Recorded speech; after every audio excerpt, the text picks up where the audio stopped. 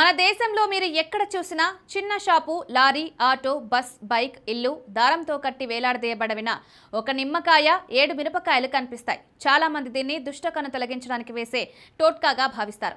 కొంతమంది దీన్ని మూఢనమ్మకమని తోసిపుచ్చేస్తారు. కానీ ఈ చిన్న జుగాడ్ వెనుక విశ్వాసంతో పాటు శాస్త్రం, అనుభవం, తెలివి కూడా దాగి ఉంది.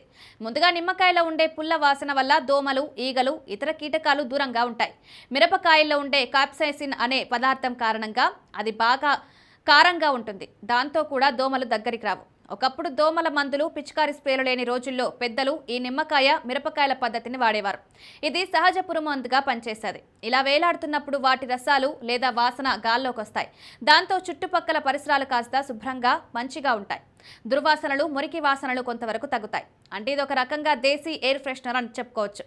ముఖ్యంగా మనసులో నమ్మకం, దేవుడిపై వైద్యుడి తెల్లకోటు చూస్తే విశ్వాసం కలిగినట్టే. ఇంటి ముందు నిమ్మకాయ, మిరపకాయలు వెళ్లాడుతున్నాయంటే కొంతమందికి ఇది చెడు కన్ను నుంచి రక్షిస్తుందనే నమ్మకం కలుగుతుంది. ఆ నమ్మకం వాళ్లకు ఆత్మవిశ్వాసాన్ని ఇస్తుంది, ఒక రకమైన శాంతిని ఇస్తుంది. ఆధ్యాత్మిక విషయం మాత్రమే కాదు, మానసిక దృఢతకు దోహదపడుతుంది. తద్వారా ఈ పద్ధతి తేమను కూడా కొన్ని అంచనాల మేరకు గ్రహిస్తుంది. తడి ప్రదేశాల్లో ఇది బూజు ఏర్పడకుండా ఉండడంతో కొంత ఉపయోగపడుతుంది. ఇవి ఎండిపోతే మారుస్తారు, ఎందుకంటే అప్పటికి వాటి వాసన ప్రభావం తగ్గిపోతుంది. సహజంగా ఇప్పుడు ఇది మారాలనే సూచనగా కూడా పనిచేస్తుంది. ఇది మన పెద్దలు అభివృద్ధి చేసిన ఒక జాగ్రత్త కళ, సమర్థమైన సిగ్నల్ సిస్టమ్ లాంటిది.